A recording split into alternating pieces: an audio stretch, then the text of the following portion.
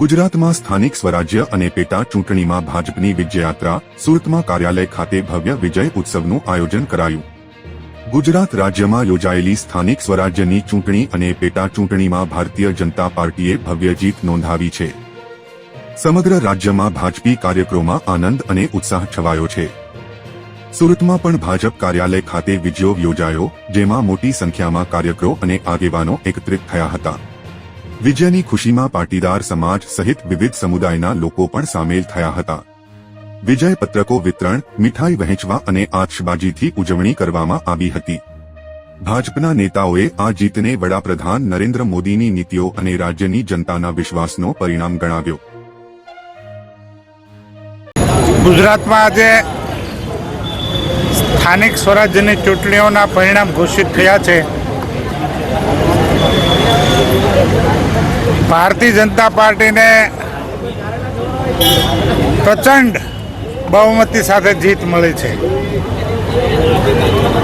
2018માં ચૂંટણી થઈ ત્યારે જેટલી નગરપાલિકા હતી, તાલુકા પંચાયત હતી, તેના કરતાં પણ વધારે નગરપાલિકાઓની અંદર જીત મેળવી છે। જ્યાં પેટા ચૂંટણીઓ હતી, સુરત, અમદાવાદ સહિત બધી જ જગ્યાએ, જ્યાં પેટા ચૂંટણીઓની અંદર પણ ભારતીય જનતા પાર્ટીના ઉમેદવારો પ્રચંડ બહુમતીથી વિજયી થયા છે। ગુજરાતની જનતાનો આદરણીય વડાપ્રધાન નરેન્દ્રભાઈ મોદી સાહેબ ઉપરનો ભરોસો, એમની ઉપરની શ્રદ્ધા,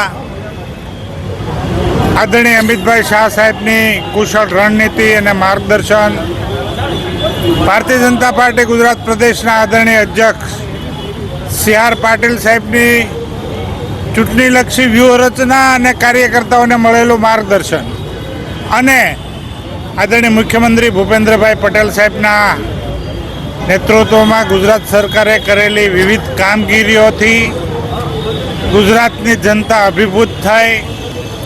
જે ભરોસો હતો એ ભરોસાને જાળવી રાખ્યો, એટલું જ નહીં પણ ભરોસો વધારે સુદૃઢ થયો। સૌ વિજેતાઓને હું આ જીત બદલ અભિનંદન પાઠવું છું। સુરતમાં પણ એક સીટની પેટા ચૂંટણી હતી।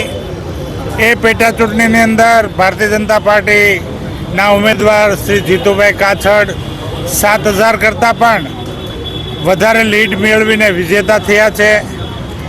હું વોર્ડ નંબર 18ના તમામ મતદારોનો પણ આભાર વ્યક્ત કરું છું, ગુજરાતના તમામ મતદારોનો પણ આભાર વ્યક્ત કરું છું અને અમારા શીર્ષસ્થ નેતૃત્વનો પણ આભાર વ્યક્ત કરું છું અને સૌ કાર્યકર્તાઓને ખૂબ ખૂબ અભિનંદન પાઠવું છું કે એમની અથાગ પરિશ્રમના કારણે આ પરિણામ પ્રાપ્ત થયું છે। ઓકે।